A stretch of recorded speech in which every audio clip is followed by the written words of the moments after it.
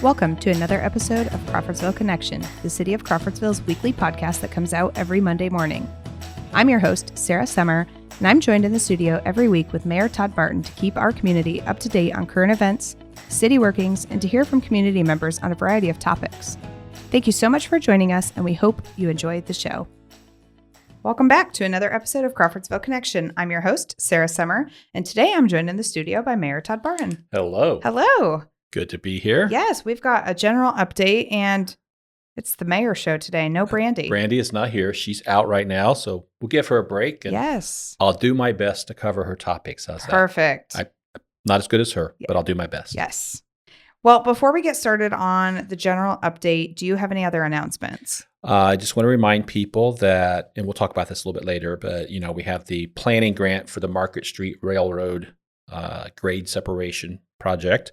And we have another open house that is scheduled for Wednesday, September 12th from 6 to 7:30. And this one will be at Fusion 54. There's been a lot of confusion about that because we normally have them at Fusion 54, but because the elevator was down, we were at the Career Academy. Elevator's good now, we hope. Fingers crossed. Fingers crossed. So we will be back at Fusion. That's just a more convenient location for most people. Again, that's Wednesday the 12th from 6 to 7:30. Reminder, it's open house style, so they'll have all the displays set up. If you've been to the first two and you say, well, there was not a lot of changes from 1 to 2, that's true. It's just the design process and everything they have to go through. I will say, I think you'll see several changes going into the third session. So if you get a chance, come check that out. And the engineers who are actually doing the design work will be standing right there with these exhibits. Awesome. So you can ask them very detailed questions or give them suggestions, maybe something as a local that they haven't thought about. Awesome. And as a reminder, I know we've shared about that on our Facebook page. There is a website for that as well. Yeah. And if you go to the city's website, there's a direct link right there. And so it's kept updated. So everything is there. And I know people want to come in and see, down to the inch where this is going to, we're not there yet. So, but it is certainly trending in the right direction. So it's a massive undertaking to design something like this. Absolutely. For sure.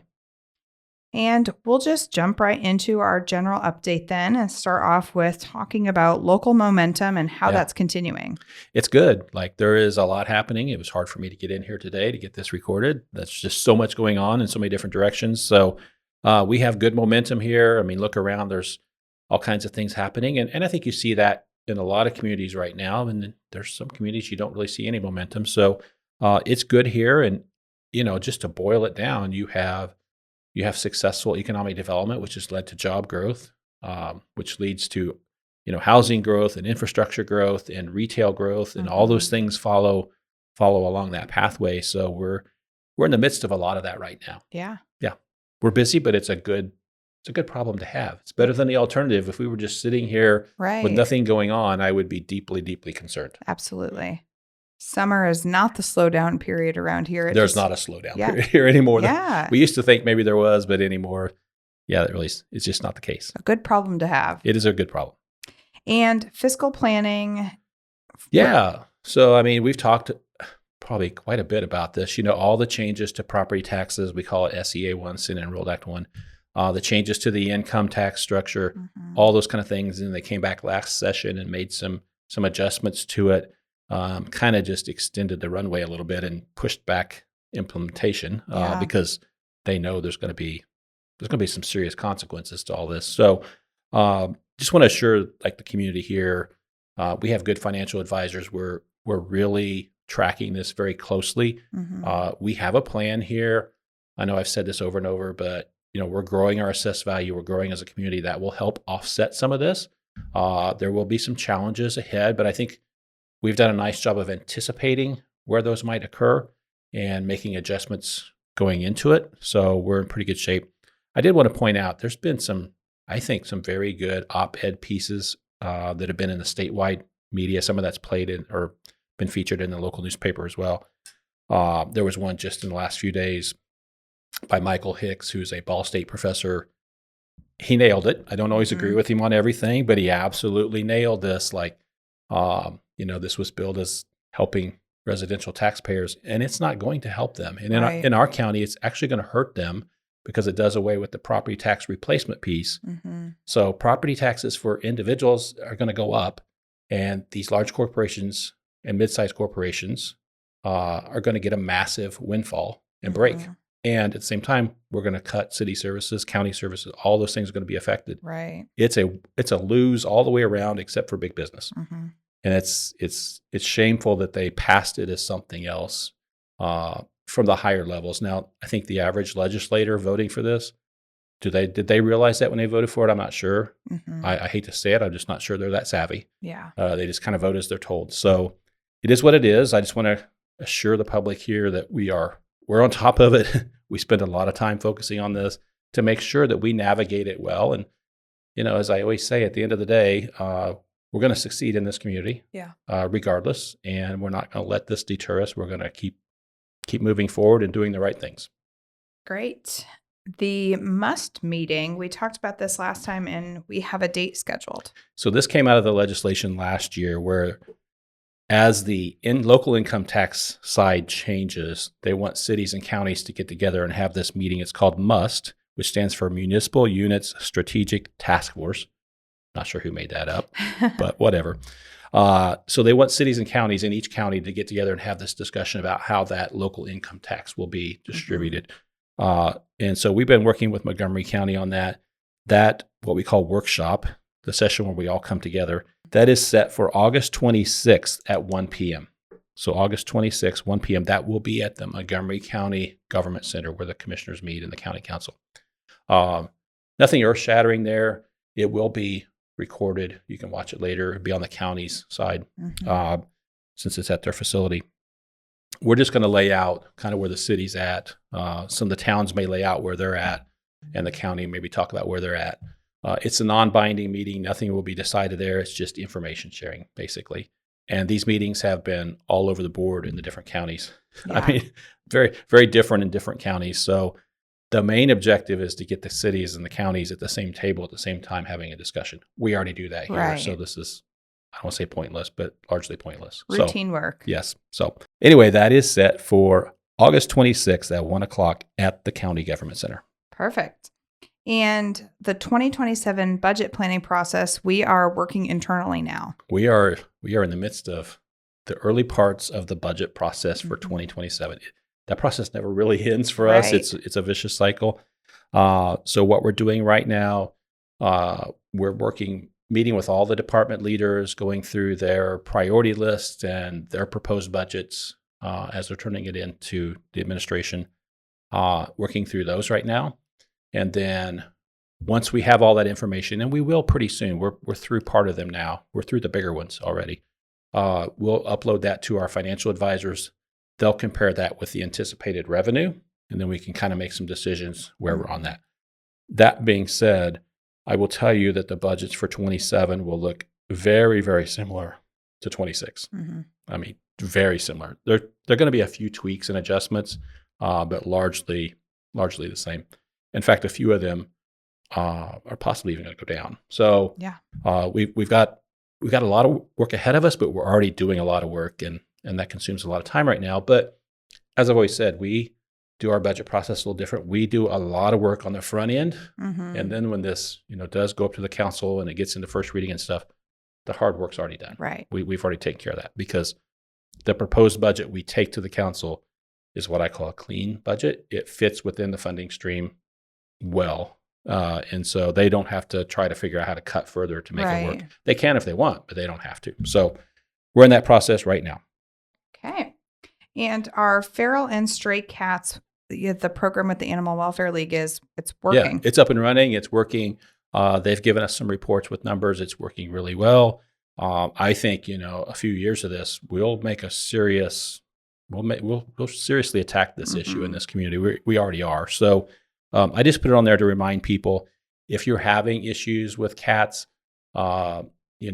just reach out to AWL. Yeah. They will help you, whether that is, live trapping and getting them spayed and neutered, whether that is, there's a cat colony in your neighborhood and the animals are damaging your patio furniture, whatever. Right. They will help you with deterrence. So whatever you need, just reach out to them. We funded that program and it's going very well. And it's kind of kind of glad. I'm kind of glad to see that moving forward. Finally, Yes. you know, Yes. we struggled with that issue for quite a while, and I think we're finally making some progress there. Perfect. And Shorts Nature Park, we've talked about this one for a while, and Yeah. the process has been delayed a bit. It's still on hold. It's still going to happen. The reality is we have a lot going on. So, Mhm. and we want to do this project and do it right. So we've been pushing it back, and you know, I'm hopeful next year we'll be able to really move it forward and make it happen. But we're just not quite there yet with it. And you know, we want to coordinate with Mr. Shorts and Right. want it to reflect his vision and our vision and what the community needs and wants. So I keep it on here just to remind people this hasn't gone away. It's in the pipeline. Yeah. And our wayfinding project, the never-ending project. Wow, I get this one this time. I can't push Yes, it off on I Brandy, know, right? I know. So there has been some changes since the last update. I think we mentioned last time, you know, we're pushing this along and have to get possibly the courts involved at some level if you know we don't get this project wrapped up. So we do have a new subcontractor, some new employees in place with them working to get these installed. My understanding is they are here installing signs right now, and these should be wrapped up pretty soon. Now, that being said, this project has dragged on so long. Once they're installed, we're probably going to have to go back and make some changes. Right. But just get them done. Yeah. We'll figure it out and adjust it afterwards. So, knock on wood, I think we're making some progress there. It's just very, very slow. Yes. And our wastewater plant project with the digester lids. Yeah, so replacing those digester lids is really important to controlling the odor, especially in that neighborhood or the west end of the city.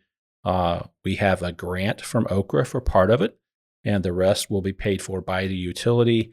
There's a loan in place through the state for that construction, and we have closed on that loan. So everything is moving forward.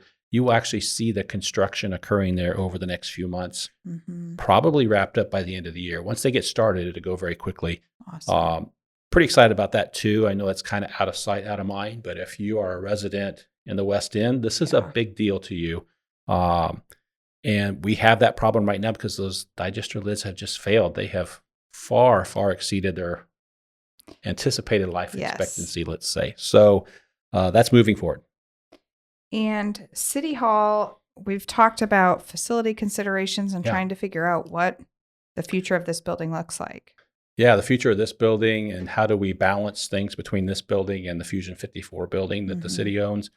We have an architecture firm on board and they're working through that right now. It's going really well. You know, I think for us internally, we get so wrapped up in the day-to-day and we kind of think, well, it could work this way or that way. And once we bring some outside perspective architects in, they look at it and bring new ideas, new perspectives. So we're pretty close to having that all figured out and balanced, and we'll push that out when we get closer. But it's moving forward.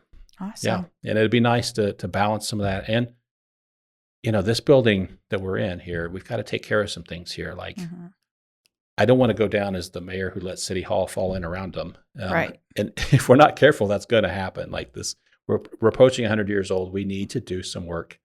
You know, electrical, plumbing, HVAC, the roof, ADA accessibility is a major challenge in a building built in the 1930s. Right. We talked about live streaming for council meetings, a real challenge in a 1930s building. So some things need to happen here, but it's hard to do that with all of us here working every day in the way. So Absolutely. Stay tuned for all that.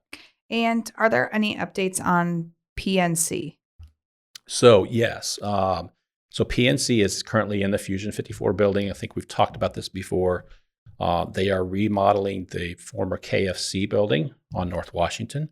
And they will be, I just had communication with them in the last few days. Their lease is up at the Fusion 54 building at the end of the year, and they will be out by then. So I know they're in the process of communicating with their customers about exact timelines, when they'll be in the new building and stuff like that. That's their thing. But initially they were concerned that the new building wouldn't be ready in time and they may have to hold over for a few months. That's apparently not going to be the case. The new building will be ready and they'll be out of the Fusion 54 building by the end of the year. Okay. And our street department facility on Vermont Street, any updates? Yeah, so we've talked about this several times. The street department facility there is in really, really bad shape. It's by far our worst city facility.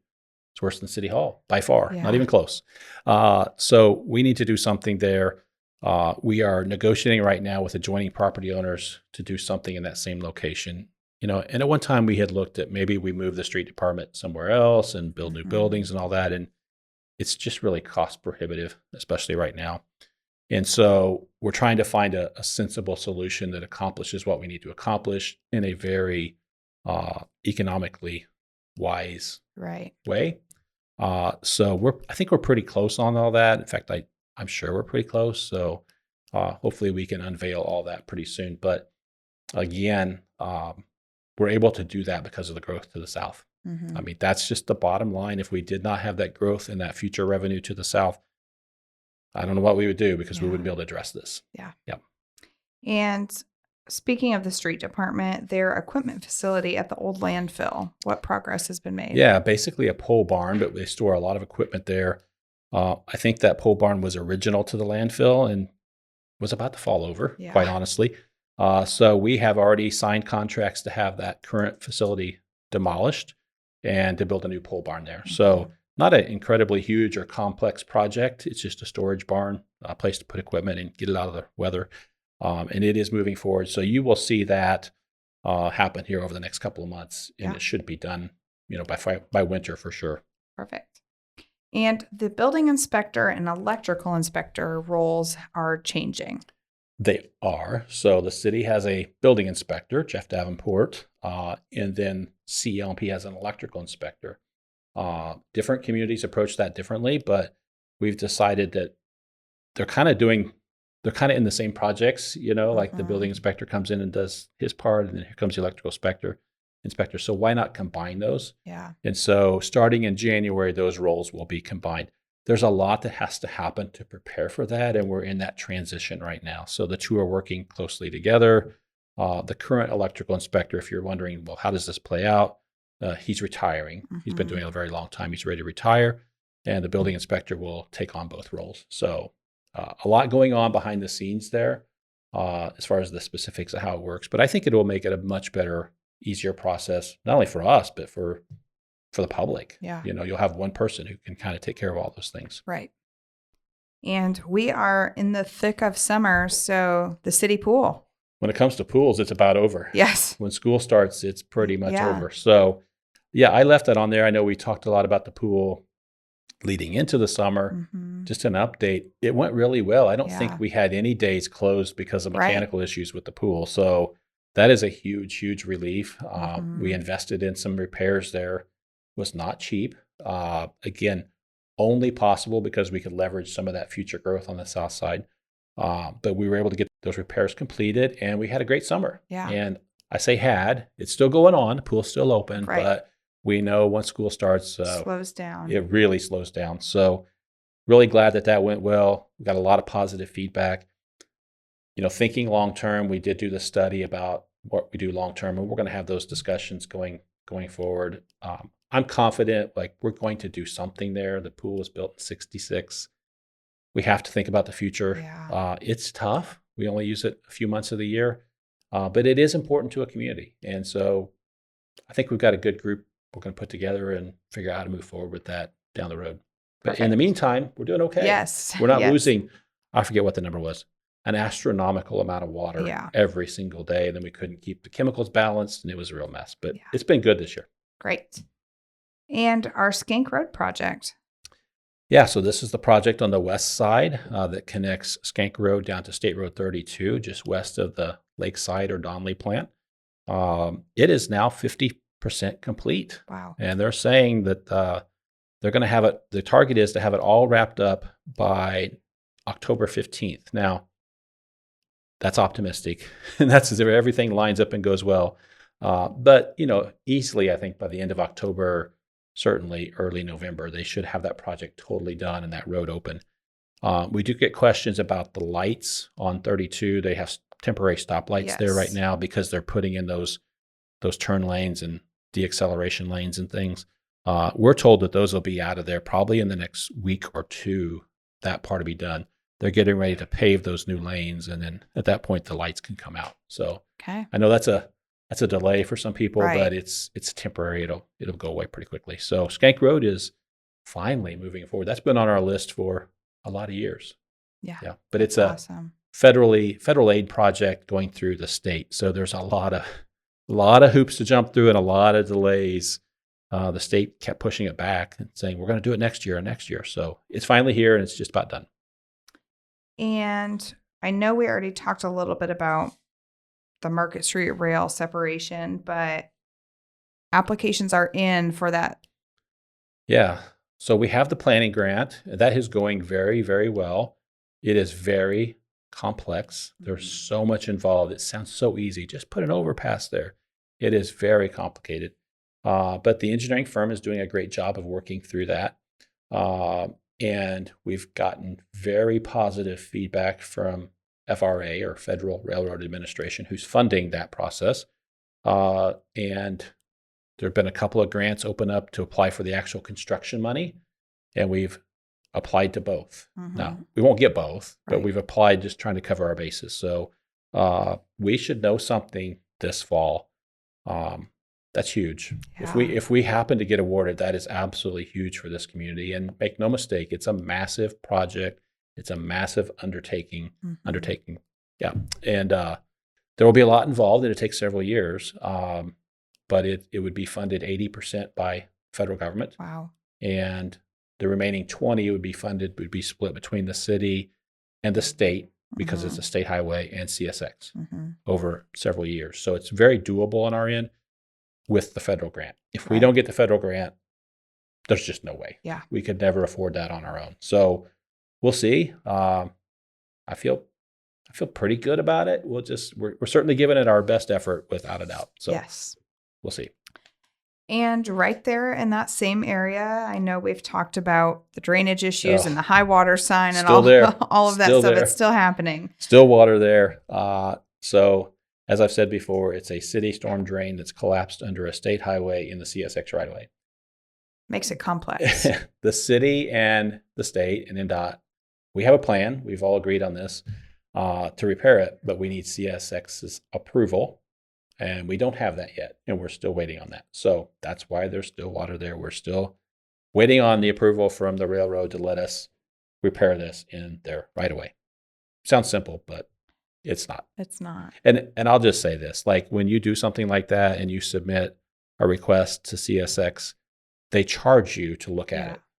I mean, they charge you thousands of dollars just to look at your application and review it. It's out of hand, and I think, I had this conversation with staff of one of our members of Congress, and we were kind of going on about how bad this was. And I said, only Congress can fix this. I mean, the railroads do all this stuff because they're allowed to under federal regulations. Change this. Yeah, I understand interstate commerce. I get it. But some of this stuff is just, they hold communities hostage and you can't make things happen. So that's where we're at with the water. And that's unfortunately why we're still having a problem. Yes. And the Sugar Creek erosion issue, it was something we were working on, and then that program got halted, and then the BRIC program came back. Yeah, we had the grant, and we bought some properties. We had phase 1 of the grant, and took care of that problem for a few property owners. Was able to get appraisals, buy their properties, get those houses torn down, get them out of harm's way, make them financially whole. The best scenario that we could come up with. And we were applying for phases 2 and 3 to get the rest of the properties. And it's strictly voluntary. So if a property owner's like, no, I'm going to stay here, and my house falls in the creek, it falls in the creek, so be it. And the program ended. But they did bring it back, and we have applied again. And we were ready to apply before, so it was pretty easy just to dust off our application and update it. And it's kind of a strange scenario. Our application goes to the state, and we're part of the state of Indiana's application to the feds. So it's not directly our application, it's the state's, and we're part of theirs. And it's through Indiana Department of Homeland Security, which sounds really bizarre. Why would it be through them? But that's the part of government that deals with mitigating these disaster type situations. Yeah. Okay. And our Southside Development fiscal plan for infrastructure. Yeah, everything's coming together nicely. I leave that on there just to remind people that we have a plan in place. And so we've created TIF districts out there to capture that future growth. And we just talked about how we're using some of that, right? Street department, some of those, the pool, some of those things. And we have that in place. We talked about, I think we're going to do an episode sometime on tax increment financing and TIF. I felt like we did one years ago. I can't find it, but we'll do one again because I know that it's very confusing to people. Right. It's confusing to us sometimes. So we're going to kind of walk through that at some point and talk about how that works. But just assuring everybody we have a plan in place there to capture some future revenue out there and invest it back in the infrastructure there for sure. And Kroger and that whole retail area in those developments, things are moving. They are. Yeah. So you have the new Kroger, which is under construction. They're hanging steel. Their goal is to be open January, February, somewhere in that time frame, which will be nice. Then you have the outlots around them, and there's a developer working on that right now. Actually, I just met with them as we're recording yesterday. So they're working on that. I think they're pretty close to signing some leases, at least one of which, well, maybe two of which I think the community will be excited about. So if they get it done, can't wait to announce it, but they're not quite there yet. So we're working with them on that. And again, just really trying to nudge, in the direction of things that we know this community wants. Right. And I'll just tell you, they always come in with the same stuff. I'm like, we don't need another pizza place. We don't need another dollar store. Right. Think differently. So the numbers are the numbers, and they try to make, they're going to make decisions based on numbers and business. So we're trying to kind of weigh in for the community. So I think we're moving along there, but rest assured there will be some retail changes on the south side. Yeah. And a lot of that data too is, we see that information on Facebook and what the community wants and the community needs, but you have hard numbers from that retail gap analysis that can help drive those decisions. And that's what it takes for sure is hard data. So, and I'll give you the example was the grocery gap. When we did that study, we found that yes, there is a gap between the demand for groceries in this community and what can be supplied. Yeah. And that means people have to go elsewhere to meet that demand. Right. That really helped us move forward. We ended up with Aldi. We're ending up with a new Kroger. Those were not easy cases to make, right? Especially when those large retailers look and say, well, there's 16,000 people in Crawfordsville. It's not warranted, right? But when you show them the gaps analysis, you show them the retail trade area, how many people obviously who live in that, that aren't included in that 16,000 live in the county, live in surrounding counties, all that. So we talked about cell phone data, all those kind of things help make the case. And at the end of the day, they're going to do their own analysis, but this at least opens the door with them, gets some credibility and starts the conversation. So yeah, retail, there's, it's moving along. I wish it was moving faster. It's really frustrating. Retail moves at a very different pace than other things. But in due time, as we're adding houses and people, we'll get there. Yeah. And a follow-up question, I know we've gotten this before. What will go into that old Kroger building? Actually, just had that conversation with that developer. A separate division of their company is the leasing agent for that property. So first and foremost, it's not ours. It's not the city. So I don't get to say, well, we're going to put this in there or that in there. The town doesn't decide, right? Or the city. They have some pretty good leads right now on that. So I have the utmost confidence they'll backfill that space pretty quickly. What will it be? I don't know. Right. They shared some of the interest with us. Some of it's kind of interesting to me. So we'll see. But they'll get it backfilled. I'm not in the least bit worried. In fact, there's enough demand for that shopping center. At one point, they were talking to us about adding on to it. Wow. Because they had companies wanting to lease space and they didn't have the space. So they're not going to add on now. I'm not starting that rumor. But they were looking at it. Yeah. But certainly with this many square feet where Kroger's at coming open, they'll backfill pretty quickly. Perfect. And, again, on the south side, we've got the Purple Heart Parkway, single family homes proposed. There's market rate apartments proposed. And they're all moving forward behind the scenes at their own pace. The housing piece, it's out there in draft form, the agreement between the city and developer. We've We've not signed anything yet. We're pretty close. So I think that I'm totally positive that's going to move forward. The developer already bought the land, so it's going to move forward.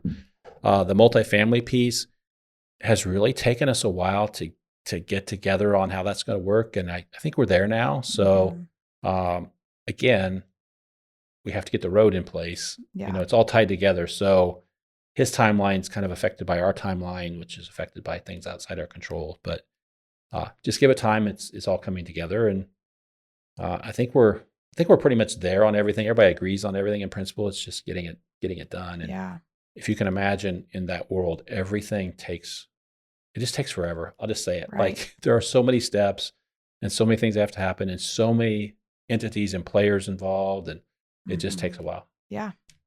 And the next few things we'll kind of talk about in bulk. We've got the Elm Street connector road, the road water out there, sewer extension, and a ditch reroute. It's all of those moving pieces in that same area. It's all happening right now, and it's all at various stages. So the connector road water, they're working on that right now. The actual sewer lines that are going east and west on 47. So we're going west basically on 150. So we're going basically west on 150 from 231 to 47. And we're going east on 150 to not quite to Ladoga Road, but close. And so those projects have been bid out. The contracts are in place. You will start seeing construction on those probably in the coming weeks. Yeah. The first thing that will happen is they have to install the lift stations. And those are pretty deep holes. So you're going to notice when they're doing that. Those are pretty significant. Then they'll run the lines. At some point, there will be some lane closures on US 231 at 150 where they have to go in and tie that into that existing sewer line that's under US 231. Those will be like nightly lane restrictions. So shouldn't cause too many issues. But so the sewer piece is moving forward. The connector road water is moving forward. The actual road itself, they've not really done too much with that yet, but we think they'll really start in earnest probably in October-ish. There's some trees in the way that we can't take down right now. We can't take those down until October. We have to make sure it's not bat habitat, bat nesting in there. There's some regulations there we got to work around. So they'll get started this fall on that. And once they get started, they'll have to deal with winter weather some, but they'll make a lot of progress over the coming months. So all those things are going together. We also have water going all the way across Purple Heart from 231 to Ladoga Road. That in itself is a pretty big project. That's why I was late getting in here. Yes. I had a little wrinkle in that plan today so that we were working through that. So all those things are happening. And again, it's all infrastructure that's being funded through the taxes on a bond, being paid for with a bond that will be paid off with the future taxes on all those houses and businesses that will be out there. It's all coming together. It's coming together. It looks like magic when you go to other communities, like they just did this and did that. Well, this is how they get there. Yeah. There's a process. And Wawa construction is expected anytime. And I've said that for how long? Right. So I don't know. Like, this is out of my control. I do think it will happen anytime. So really what had happened, they had their permits from NDOT. So it took a couple years to really work through how this business would be accessed from those state highways. Everybody finally was in agreement. They had that worked out. And then they had their permits even. So I said, hey, it's going. Like, they have their permits. And then somewhere along the line, they discovered a problem with the deed on this property, and it restricted how they could access those roads. A totally unexpected wrinkle. Yeah. And how it happened, I don't know. It's 30, 40 years ago that this was recorded. So now they've had to step back, work through that, get that sorted out. They will get it sorted out. It just delays things a little bit more. It's unfortunate, but Wawa's still coming, still committed to being here. They just got to work through these pieces. That being said, that entire area there at 32 and 47, well, you're going to start to see that develop, which is, I think, exciting for the east side. Yes. Now that Shelley Drain is addressed, that will move forward.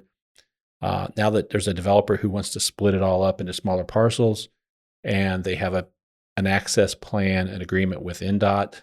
And what you will see there eventually, where Corda Boulevard comes into 32. It's no secret. You'll see a stoplight there at some point with a lot of that traffic from that area funneled down to that stoplight and then onto 32. Okay. Yep. And infill housing, there's a redevelopment project on the east side. Yeah, I think we're getting close. I don't know. It just drags on. But the former John Beard School was a daycare that closed in, earlier this year when we had the big mess with the state cutting the money for childcare. So it's been sitting empty.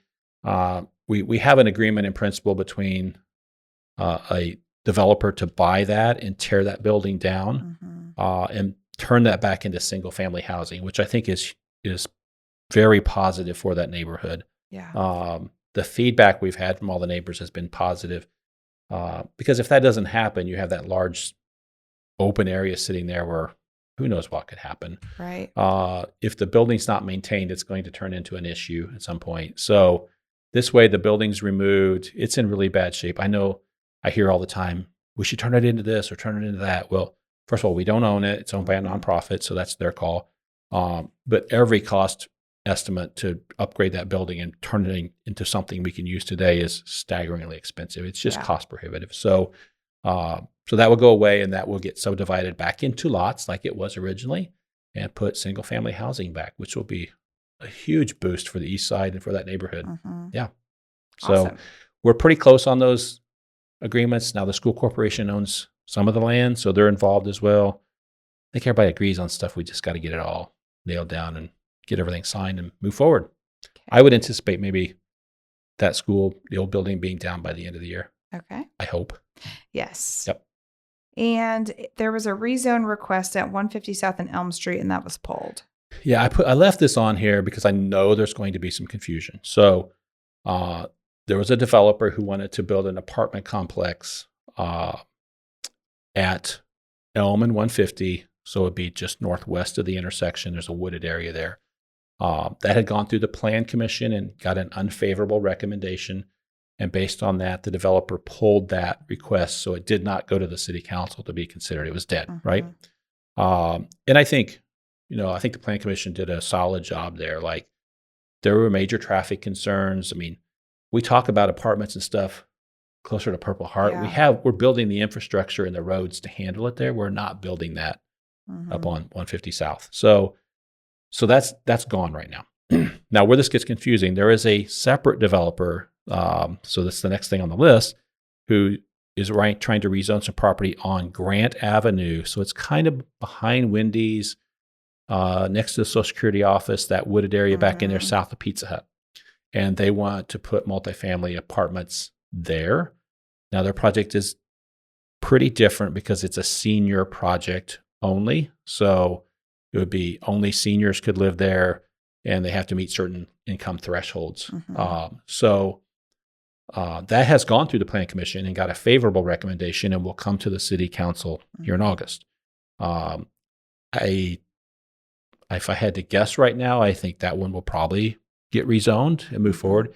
We certainly have a need for senior housing. We've talked about that a lot.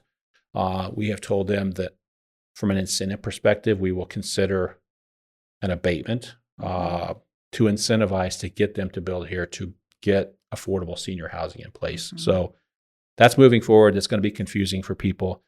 That's a very different area than 150 South, even though they're pretty close, but it's a very different area. In senior housing, the traffic impact is far less than regular multifamily housing. So, stay tuned for all that, but that will be on the council's agenda here in August. Okay. And economic development activity, really focusing on those existing businesses still. Yeah, we're in our business visits right now. Here's the reality. We've talked a lot about the success in Indiana and economic development, and our success locally has been phenomenal in recent years. But things have changed. And so right now, Indiana, the state will take exception with what I'm saying, but I have data to back up what I'm saying. So economic development in Indiana right now is struggling for sure. Now, you're going to hear like, no, we're killing it, and they're going to talk about the mega projects, the Meta, the Google, the Eli Lilly, those kind of things. And certainly those projects are moving forward and they're massive. But the reality is the incentives have all shifted to them, and the attention is all shifted to them. And what I call the everyday economic development projects like we do right. have been put on the side burner. The problem is the perception of Indiana in the site selector world, the people who make these decisions, has diminished drastically in the last year and a half. And the survey data is out there. I'm not making that up. It's out there. And so the reality is, like, deals get done at the local level. We can still make them happen, but you have to get your foot in the door. Yeah. And when you have that bad reputation, you don't get a look. You don't get your foot in the door. You don't get a chance to get them to Crawfordsville to show them that we can make it work here. So new stuff is really kind of tough right now, which is okay because we have workforce limitations. So we're really focused on our existing businesses. How can we help you grow? Yeah. And we've been doing both, but right now we're just really focusing on those existings, and we've been successful there. Almost every industry here has grown over the last few years. And so we're really focusing on how to help them get bigger and stronger here, increase their investment and increase their employment, and a lot of good stuff happening there. So, and there's some stuff in the pipeline for future expansions here. And that happens when you have those local meetings, but then you also couple those with, frequenting the at the corporate headquarters, every few years. Frequenting, like pesky frequenting. Yeah. No, Showing up. You have to establish that relationship and have that dialogue. And then, I can give you all kinds of examples. Penguin Random House, look at them. Like, I think they're 4 times the size of what they were when I became mayor. Yeah, it's massive out there. Everybody is growing, and you just have to have that dialogue and that relationship in place. And you have to be a place that's eager to do business. And a lot of communities are not, and we streamline the process. We do it in-house, all those kind of things. So yeah, there's a lot going on the economic development front, but not what we thought of in the past, like we're chasing all these, larger projects with new companies coming to town. We're just not in that situation right now. And that would be tough for our existing employers. The interesting thing is we're in our business visits right now. And sometimes it's tough. I'll just tell you, because it's the same story everywhere we go. We have all these jobs open, and we cannot get people to work. We cannot get them to pass the drug test. We cannot. They might show up for a week and they don't come back. Folks, I'm not making that up. That's what I get hit with everywhere I go. Right. And we were an employer week before last who just laid it out for us, and it's an uncomfortable conversation. Like, we're in Crawfordsville. We want to succeed here. We have 100 jobs we can't fill. Yeah. What do? We're going to have to automate more. So it's a tough one, and the opportunity is there. We have to focus on workforce, and that's what we're doing. And I think I have confidence we'll turn the corner there. I think we're getting to our young people earlier. We're showing them that there's all these career paths, all these different options that they have for a good, successful career, whatever they choose. We just didn't do a good job of that for a while. And right now, it's reflected. Right now, there are major workforce constraints, not just in Crawfordsville, Indiana, like everywhere. Yeah. But we have to get out ahead of the curve and how we address it moving forward. And we're doing that with the Crawfordsville Career Academy. The Career Academy is a prime example. And we just had our first meeting of the board that's going to oversee that. It's in the former Ivy Tech facility. And it's made up largely of those industry leaders who know what it takes today to be successful today. Yeah. And they're right there at the table with the school superintendents and the Ivy Tech and everybody else saying, these are the things we need. This is how we move forward. So a lot of things in the works there that I think I'm optimistic. And when we meet with these high school kids, I'm like, oh my gosh, like they get it. They get it. Yeah. Like they get it. There's a gap. I'll just say it between like their age and my age where we're struggling. Yeah. So and that's our fault. We collectively we missed the mark on workforce development, and I think we're getting back to it. And our public transportation actually came out of some of those workforce conversations, and that has been a big help. A big help, because there are so many people entering the workforce. They don't have reliable transportation, and if transportation falls through a couple of times, and now they get occurrences, and one thing that builds on the other, and it just unravels. So Yeah, we'll get the folks from Park and Rec back on to talk about it. But the feedback I get is that the transportation program is going very well. They have been expanding hours a little bit earlier, a little bit later. Yeah. And that was the goal all along. If the demand is there, we will keep expanding it. Yeah. The only problem we've had, and this is our problem behind the scenes, is as we renewed our insurance, public transportation caused us some challenges, we'll say. Yes. So when your insurance carrier looks at that, that's a serious thing. So they have to make some changes, and it costs us a little bit more. I'm just going to tell you to renew that because of that. But that's okay. We're committed to it. I think once it's established for a while, establishes a good record, we'll be fine. Great. Ready 2.0 with the Greater Lafayette region. Yeah, so things are moving forward in the Greater Lafayette region. Projects are moving forward. We're going to get some funding in this county to help with the infrastructure out south, to help on the county side with the water extensions down to new core towers and structures.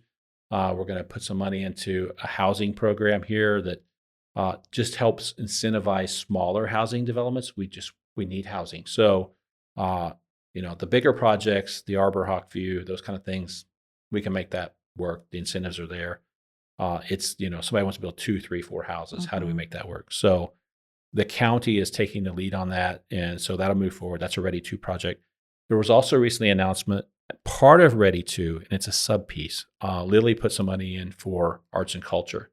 And there were several projects in our region awarded, a theater in Lafayette, some things like that. There's murals will be painted in each county. So we'll get another mural somewhere. That's awesome. Or two. And then Wabash College was awarded for their Artist in Residence program, which will incorporate local school students. There's several layers to that. So that's exciting. Yeah. Yeah, all that's moving forward. And our EPA Brownfields Grant 2.0. Yeah, not really any update there. That's still kind of just moving behind the scenes, and it's analyzing some of those sites that just kind of sit idle. Maybe there's a gas station there at one point or industry there, and people are afraid to buy it because they think there's some contamination. It kind of sorts out, is there not? If there is, what's needed to remediate it, move it forward. So it's moving forward. It's funded by the EPA. This is actually our second one. So they're getting pretty in depth on this, and it takes a while to get these cleared up and get things happening, but they're moving in the right direction. And radar speed signs are coming to several locations. Yeah, they're in. And last I heard, we had done the utility locates. So actually, some of them are up. I have seen some of them. So we're adding those. If you go down West Main Street, you'll see there's a sign there just past Grant that gives you feedback on your speed. And so that has worked very well on Main Street. So we're adding some more of those. There will be some on Whitlock Avenue. We get a lot of calls about speed on Whitlock. There will be some on 150 South between Ladoga Road and 231. And there will be some on Purple Heart. Now, the Purple Heart ones will not be installed until we're done putting water and everything in. So it may be late fall, maybe next spring before we put those up. But the others will be in place pretty soon. Those work really well because it gives drivers feedback about their speed. It also allows the residents around it to actually see. And what we saw on Main Street is a lot of times like, oh, that car is really going fast. And they'd look, oh, they're going 20. Like it's a perception thing. So they can get that instant feedback. And then we can download the data so we can see what those average speeds look like as well. So excited to move that forward, and those will all be in place before too long. And we've got a couple different code enforcement cases that we've got updates on. And the first one is at 100 West Spring Street. Yeah, so this is next to the former KFC, north of the old jail. Many years ago, it was a John Deere dealership building, and then it was CarQuest, been several things. So that is done. So we had a court order to get that cleaned up. It was not cleaned up, so the city went in and with contractors got it cleaned up, and then the owner got involved and did start cleaning some things up on their own as well. So that is done and remediated. I know as we're recording, we have a court date coming up to go through what it costs to clean it up and how that gets paid. So the judge will make that decision. So that one I think looks much, much better, which is important because it is in our main corridor there. Right. I would get calls all the time from people attending events, across at the old jail. at the called Tannenbaum there, right? And they're like, this looks atrocious across the street. And they were right. So that's moving forward. Excited about that. The other one is 201 South Water. So that is the building right across from City Hall, from the Lane Place. We get a lot of feedback about that building and the state of that building. So we went through a code enforcement process there. Board of Works made a ruling. And then the owner appealed that in court. And we had to let that play out in the courts. And that has done that. So a special judge in that case ruled in our favor and affirmed what the Board of Works had already ruled, that is an unsafe building. Basically, it's a nuisance and it has to be addressed. So where we're at right now, that's a tough one. So under the order, we can demolish that building, right? Now we need to wait. There's an appeal period, so we need to, if they're going to appeal it, whatever. So, but moving forward, we need to make a decision there. So we're trying to put together some options. I mean, I'll just tell you, I don't want to tear the building down. I think it's historical. I think it's a cool building. Could be, but we cannot let it sit there like it is. Right. And anybody who thinks we can, I would challenge you to live next to it. Yeah. We cannot let that continue to happen. And so something's going to have to give here. Now we have that court ruling behind us. We're going to make some decisions here in the next few weeks about the fate of that building. Right. It's a tough one. I don't know what that decision is going to be. Yeah. Like I said, I really don't want to tear it down. I do not. But on the other hand, we cannot let it go on like it is. So something has to happen there. And I know you say, well, put this in there, put that in there. It's privately owned. I can't put anything in there. And there are buyers who would love to buy that property and rehab it. But the owners thus far have been unwilling to sell it. Yeah. So that puts us in a bit of a bind here. So stay tuned for that. It is moving forward. I'm committed to something getting done with that. We have to continue to go through all the legal hoops. And then the other one is, we've not talked about this one before. So 1080 Corey Boulevard. That is out north by the interstate behind McDonald's back in there. I think the building was originally a truck wash for semis. Okay. I think. Don't hold me to that. Yeah. I think it was. And basically had been a stripper club, I'll just say. I mean, that's basically what it was, right? And so we would get a lot of calls about that. And the reality was that it existed before our zoning. So it was grandfathered. So you can't pass zoning and zone something out that already exists. And it already existed. So over time, that has been there. And it has been, we get a lot of feedback. We hear a lot about it. I get it. It closed, right? And at one point, they didn't have their liquor license and all that kind of stuff. So we had started a code enforcement case against that because there were weeds everywhere. The signs from the business had not been taken down. It was no longer in business. We started that process. They, in turn, have come back and said, we're reopening. Well, here's the deal. So under our determination, their grandfather went away because it has been closed long enough. They no longer have that grandfather piece in there, right? So they have to go through the process again. An adult sexually oriented business requires a special exception under our code, under our UDO. So they will have to go through that process to get that. Now, obviously, they object to that. They say they should still have their grandfather. We'll have to let the courts sort that out. Yeah. But that is our position as a city, is that it expired, it's gone, you weren't in business, your grandfather no longer exists, you'll have to go through the process. For them to go through that process, then they go to the plan commission and go through those steps. So we'll let it run its course. I think everybody in the community has very strong opinions about it. I understand that. But we have to let it play out legally. Yes. Right? And we're the first to tell you, that's a gateway to our community. We want it to look nice. We want the right things happening there. We not only hear from citizens, we hear from the surrounding businesses. Yeah. They have a lot at stake here as well. So I'm confident if they really push forward to go through and try to get the variance, that there will be a lot of input from business owners and citizens. So, and that's how the process should work. But they have the right to pursue that. So we'll see. We've not heard from them officially if they're going to go that route or not. But we are in the process of getting it cleaned up. We've already gotten quite a bit cleaned up. The weeds are gone. We really want the signage gone. It's not open. It's not in business. The signage needs to be gone. Okay. Well, that is everything on That's the a lot. list. It is a lot. On me. Yeah, I know. You've got to Didn't have any help. The person that knows it all, right? I don't know about that. For this, you do. That's, a lot going on. But again, it's all for good reason. Yeah. And I'm sure we missed stuff. So if there's something like, hey, you didn't mention this, or I was wondering about that, like just send us a message. We'll get the answer to you. As we said last episode, no secrets here. Like we have a lot of things happening in a lot of directions and trying to make sure it's all done.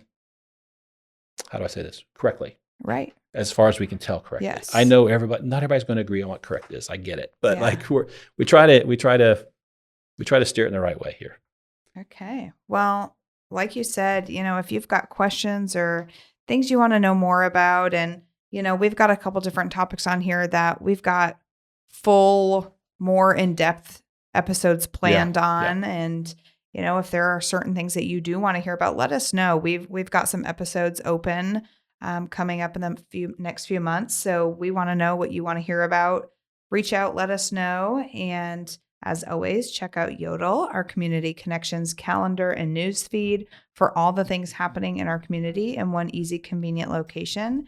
And, we thank you so much for listening, and we'll see you next week. Make sure you hit the subscribe button on this podcast so you never miss an episode. And if you aren't already, follow us on Facebook at City of Crawfordsville Official, on Twitter at City of Seaville, and on Instagram at City of Crawfordsville. We hope you have a wonderful day and can't wait for you to join us next week.